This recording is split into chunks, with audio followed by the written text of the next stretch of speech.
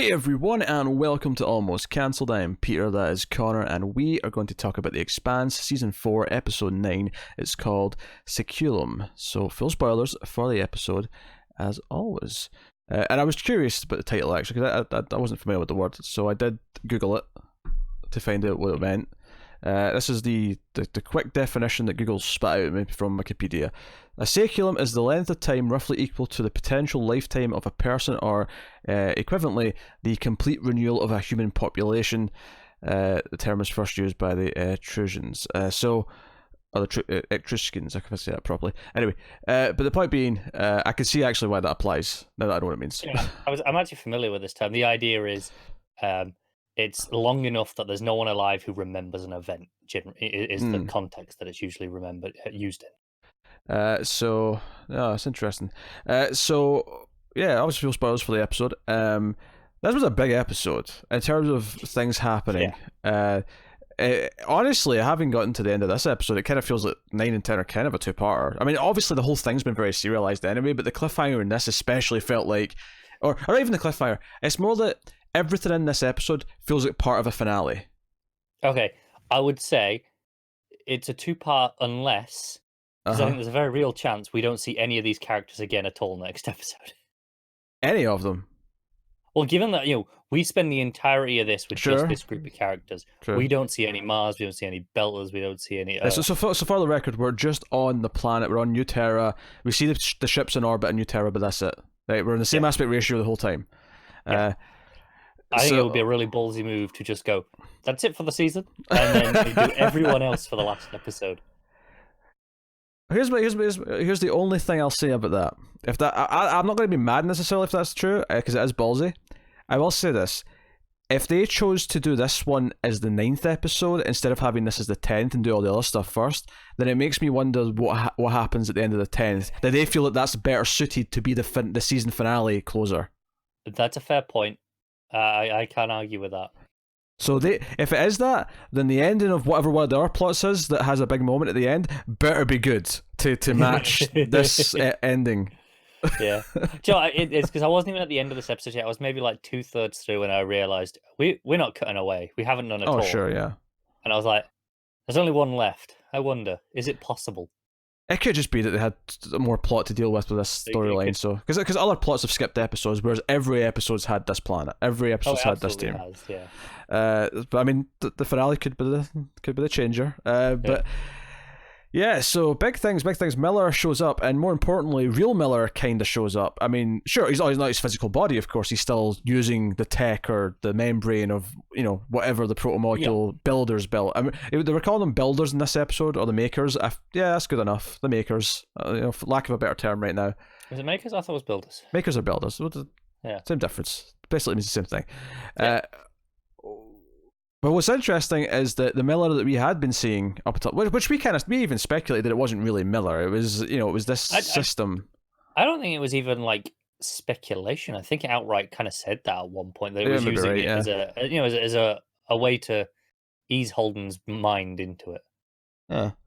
That said, Holden did kind of acknowledge this and say, like, wait, I've been doing this to help you, kind of thing, when he first brings this up. But it is real Miller. They have a bit of a, it's nice to see you again kind of moment. And the episode even starts with that POV thing again inside, the protomolecule system matrix thingamajig. Yeah. And bizarrely, like, I like that they teased that earlier on in the season, because it just kind of set up this idea that our Miller was actually in there trying to, like, get out. And that's what the streaming was at the end of the last episode. It was the real Miller kind of fighting his way out into the world, essentially. Yeah. So real Miller is in the casual clothes.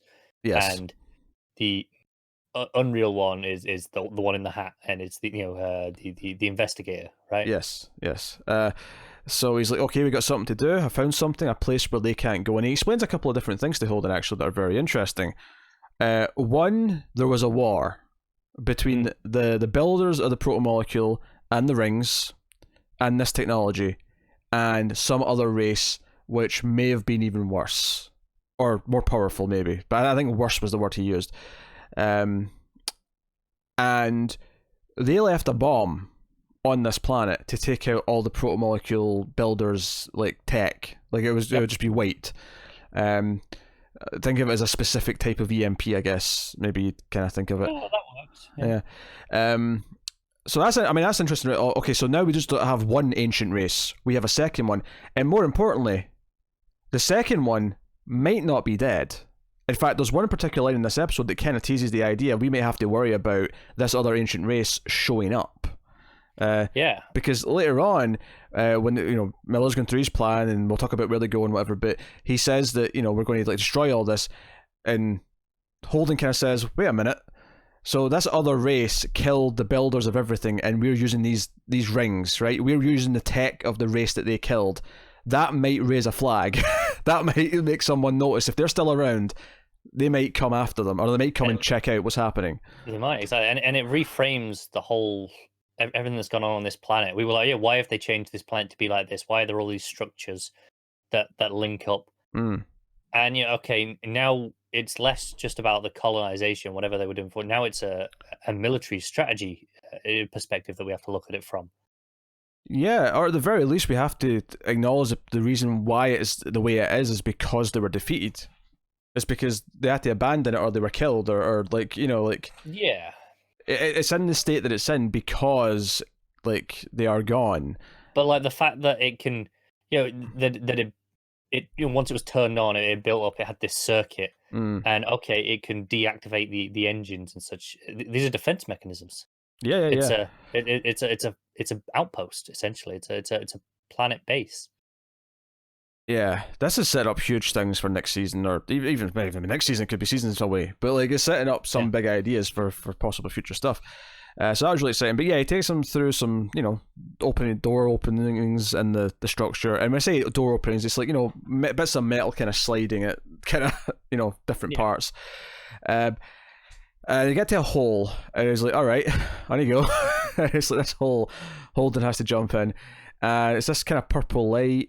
And he's kind of floating. He falls asleep actually as he's going through. It's basically like a fast travel through the planet from the looks and sounds of it. And he does mention that he has been awake for 3 days at this point. Yeah. So he gets a nap. He gets a nap on the way down. Yeah. Smart. And they come out this other end, other side of the planet, the core of the planet. I mean, whatever it is. And he's like, okay, so he keeps showing them around to this place, and they get to this kind of central. And I'm thinking maybe close to the core because there's this big opening area where there's all these walkways. Kind of thing. I was thinking that as well, but I don't know how this planet works. If for some reason it's different, oh sure, I don't know what's at the core of this planet, but it felt immense in size with these openings and the crevices. I'll tell you what, I think there's some timey-wimey stuff going on, and the core of this planet is actually the waffles that Bobby get left behind last episode, and it's just a plate of waffles that they've grown sentient because they've been left so long. It's the V'ger version of waffles. I can't see any problem with that plan. I'm trying to nitpick, but it could be true. So anyway, they go to this central kind of chamber, and fascinating conversation here. I mean, Miller just casually drops that he can take control of physical. Not anything physical, but there's certain physical things he can take control of.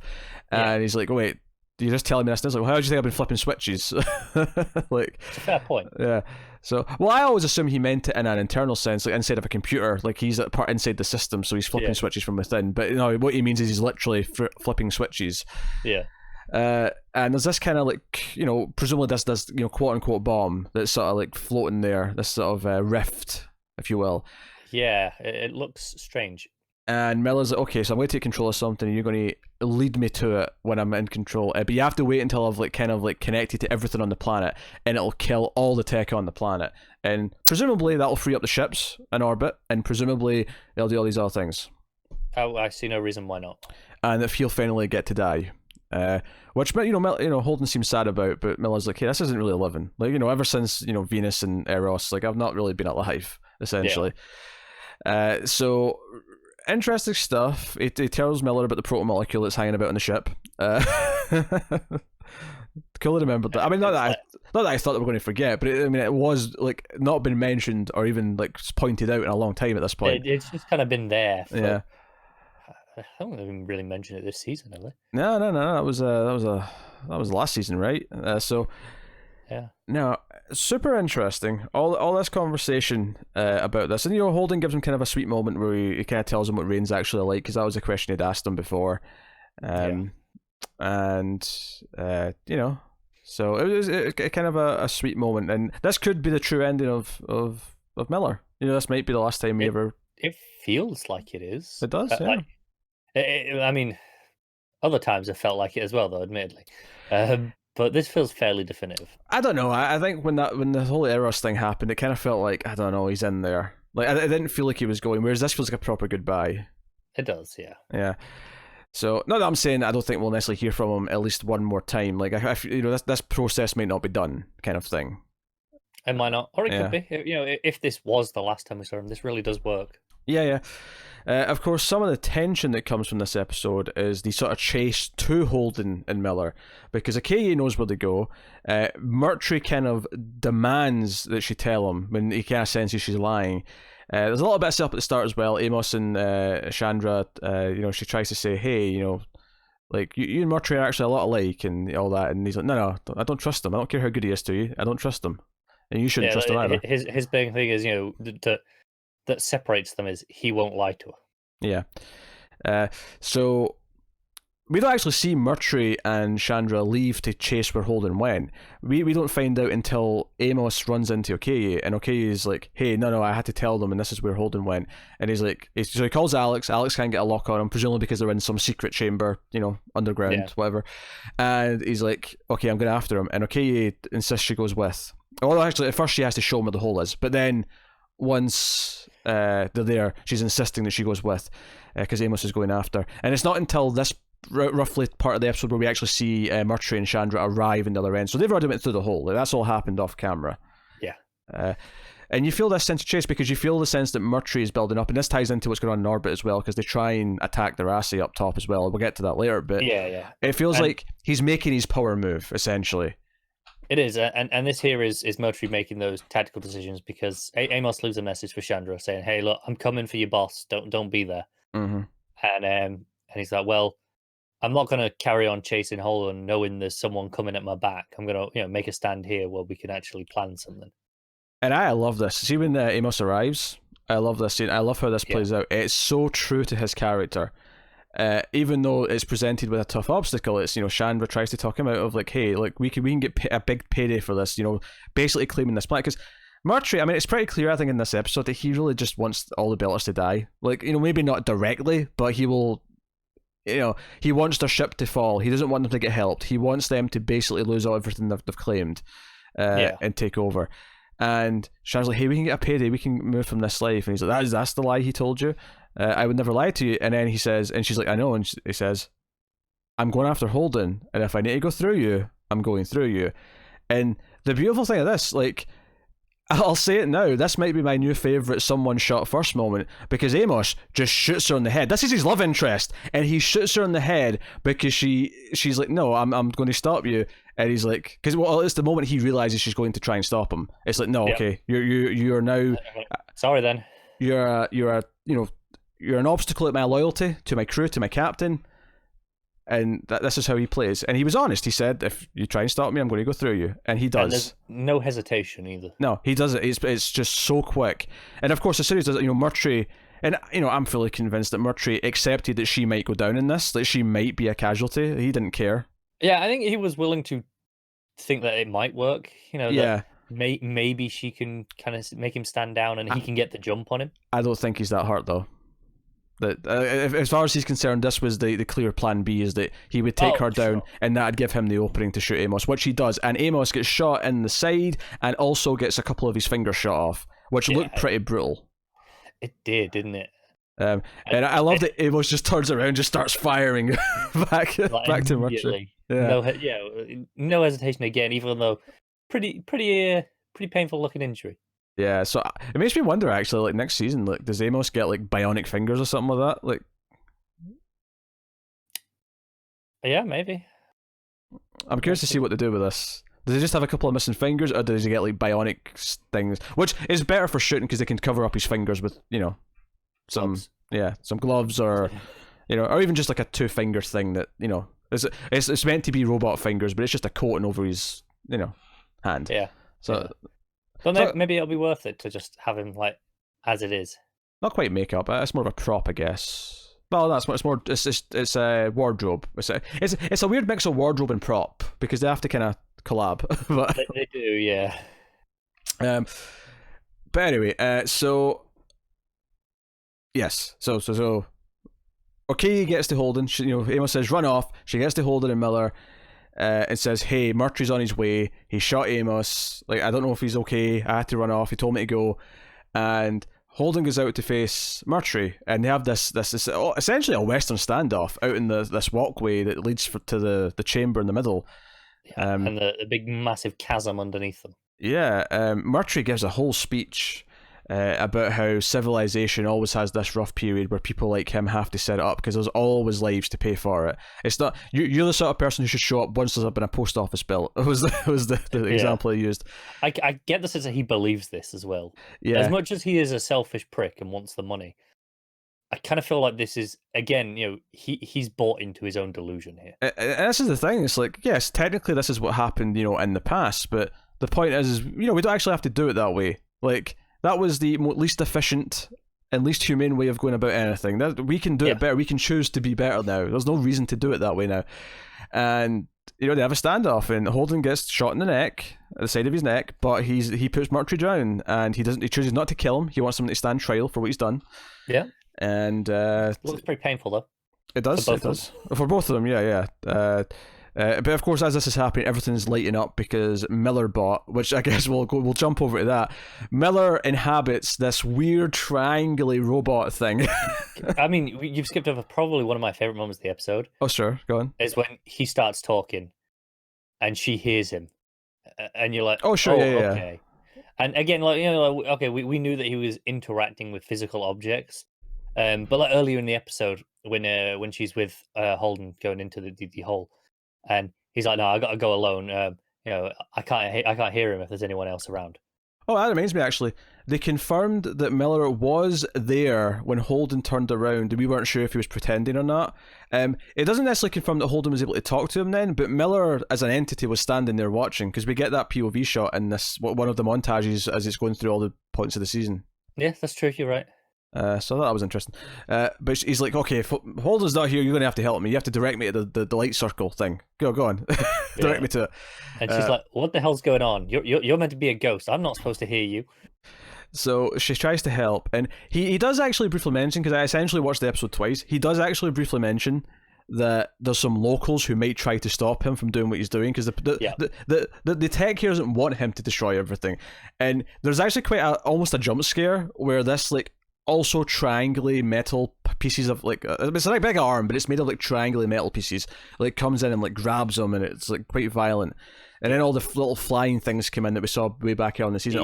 The not metal bees. But not notably, some of them die. It's like once they hit that circle, they just drop dead, because he kind of picks it up and is like, oh, that's like melted. It just completely neutralizes. Yeah. So really interesting, but Miller does fall back down after enough of the text turning on and stuff. But he can't. The device can't walk it. And I love the design of this. Actually, it was so alien. It just didn't feel. It was kind of mashed together metal robot dog, but out of all these random pieces. Mostly triangles. I mean, they had some extra little bits to them, but it was mostly triangular looking. All these pieces. It was all really like harsh, straight edges. So she drags it to it. In the end of the episode, the big cliffhanger of the episode, Holden comes back in, it just kind of yells out, as Okayi kind of like, obviously not with her strength, I assume there's some pull on this vortex thingamajig. Sure. Because it kind of flips over her, and we get this cliffhanger of, okay, it looks like it's, Miller bot has went into the thing, and presumably that means that all this tech is going to go. But Holden, he sounds like he's trying to stop this happening for a second when he comes into the room. Yeah. Has he changed his mind? Was he not ready to go through with this? Has he received more information that we don't know about? I wasn't thinking that per se. I was thinking more just, I mean, maybe, but I was thinking that he maybe, I don't know, like he was worried that he didn't know what she was doing, or something. I don't know, like But big moment, because it just ends in his shocked face. It's like literally stuff's about to happen, cut to black. Like, it was a really good cliffhanger. Which is why I was like, that could have ended the season. And I felt like that could end that plot for the season. It could be, but they have to have something big at the end of the next one. If that's the end of the second last, you can't just end the next one with a really normal. No, I know. That's ending. what I mean. Otherwise, you'd do all the other stuff in 9 and then this for 10. Yeah, exactly. So, I mean, unless like what happens on the planet, like, you know, ripples to the rest of the system. If it did something like it affected the ring, and then, you know, and it turned the ring off, and they can't get back, and then we saw, you know, from the other side, you know, the reactions, the follow up to this, that could be interesting. Yeah, that could be interesting. They'd be lost in space. So, but the other stuff, yeah, up in orbit. Some good action up here as well, actually, because I did the whole, you know, the tether between the two ships, and the most exciting part of the whole thing, it's kind of all came from the same place. Basically, the Okay's friend over on the science ship, which is also the RCE ship, they launched a second shuttle, and he's like, "Why are you sending the shuttle down? This is stupid. The last one just disintegrated. There's no reason to think that this wouldn't do the same." And we'd heard Murtry asked to prepare the shuttle, but we didn't necessarily know what it was for yet. We assumed it was still to do with the Belters and whatever. Yeah. This was on its way to the Rassi, and he basically, you know, the guy gets a little back channel, comms up, and he's like, "Hey, Russinati, like, did you request a shuttle?" And he's like, "Well, it's on its way." And Alex is like, "He's like, this is weird." Yeah, and this is the single most unbelievable thing about this entire show is the completely working voice typing. The fact that it just works flawlessly. That is the thing I've struggled to believe the most in everything, in all of this. Only because you have a version of it that just doesn't work. Yeah, exactly. It never works. No matter what they say, no matter how good it doesn't work. It's one of those things, maybe it just needs enough samples so that after like millions and millions of people have used it, it'll just learn enough variations that it'll just get it. It'll just know what it's doing. It's never going to work. I don't believe it. Anyway, it's beyond salvage. So he's like, "Naomi, brace, because I think we're under attack," and he gets the cannons out and shoots this thing down. But debris does cause a bit of a chaos. Obviously, so I think one of the exciting parts here was just tied to the main plot in that, okay, Murtry's making his move and he wanted to take out, if not the Rassi itself, at least the tether, so that the other ship. But the fact that he's going to kill Holden makes me think he probably was just going to attack the Rassi. It was probably just... Yeah, it was just... But again, I think it's weirdly less about killing them and more about making them dump all the, you know, lose all the cargo, right? Because that kind of what it goes back to is he doesn't need to kill them right now. No. I don't. No, we're not talking about the Belters. We're talking about the Rassi. I think he wants to kill them because he doesn't want them to be witnesses to what else he's doing with the Belters. I mean, sure. Because that's why he's killing Holden. Because Holden will oppose him if you know, when he tries anything. So I think by extension he needs to kill the rest of the crew, right? Like, you know, because they'll bear witness to all of this. Sure. So I'm not sure he cares anymore about witnesses. Weirdly, I mean, I think it matters. I think you know, if at the very least they're going to care that Holden's been, you know, killed, they're going to retaliate. It's creating more problems. That's why it's one failed swoop. He's trying to kill Holden the same time he's trying to kill the ship. No, I get that. I just more meant the idea that I don't think it matters about witnesses, because if he succeeds in killing Holden, Holden is completely off grid. There is no tracking what's happened. He can just make up anything he wants, and they can't prove otherwise. So, you know, and that's I don't mean witnesses for killing Holden. I'm talking about witnesses for everything else he's going to do with the Belters. Yeah. And technically speaking, he's still under, and the Rassi is out there as a representative also of the UN. So they have enough clout to say, no, he was doing this, this, and this. And they can throw in, we suspect he probably killed Holden, if you know. But like, so no, that is a reason to kill them for witness reasons. But I wasn't talking about the killing of Holden. No one's going to see that. Yeah. More just everything else he's doing to gain control of the planet, like what he's going to do with the Belters, and obviously destroying the Rassi would also destroy the Belter ship, and all of a sudden all you have left is the Belters on the surface, and at that point they're kind of at the whim of Murtry and his men, which I don't fancy their chances at that point.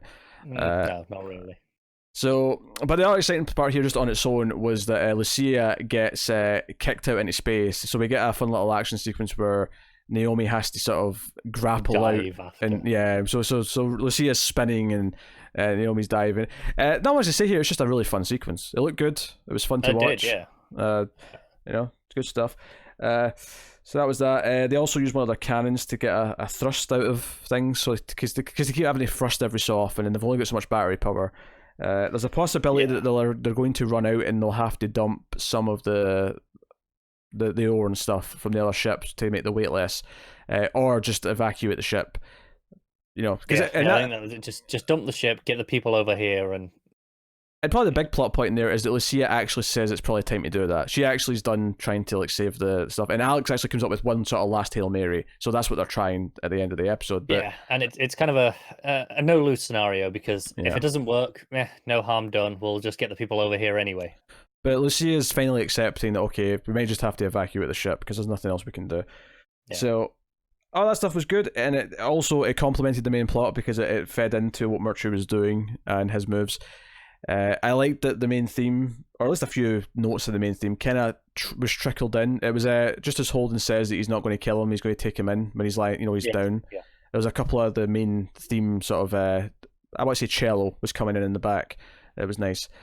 Because it made it feel like a big, this is a prominent moment of the show because the main theme's coming back in. It reminds me of which is nice here is in this case it's a character choice. It's Holden being Holden. It feels like a big deal. The last time I remember the main theme kind of coming in was when the ring, or what would become the ring, was coming out of Venus at the end of the second book, which was the middle of season 3. Yeah. So I appreciate when that stuff happens. It always plays in big moments. Yeah. Like you say, that was this big plot scope thing, whereas by using the theme here, it kind of puts it on the same level for a character beat in terms of importance. Yeah, it makes our characters feel important. It makes Holden feel important. Absolutely. And the rest of the crew kind of are lifted with him because that's his crew. So it makes sense. So I'm super excited to see the rest of this plot lines. Obviously, next episode. I still expect we'll see some more new Terra stuff. I suspect we will. I kind of don't want them to, just out of the sheer audacity of it. I'm sure they'll play a little bit coy with it, maybe a little bit at first, but I feel like we're going to see something. We probably will. So, I can maybe see them doing the ballsy thing of seeing the Rassi in that still, but maybe just not holding an Okoye down in the chamber. Maybe, yeah. Yeah. Amos, 50-50. 50-50. Depends if he tried to go after Holden or went out. I imagine he probably went after Holden. I'd assume so, yeah.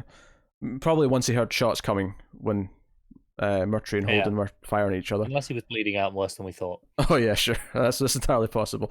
Okay, as a doctor though, so maybe it might be helpful. She can take care of him a little bit.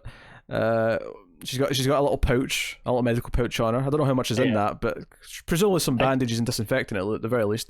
You'd hope. I did even in this scenario where Amos is pretty badly hit, and just on his last legs, he's kind of just down doing whatever he can.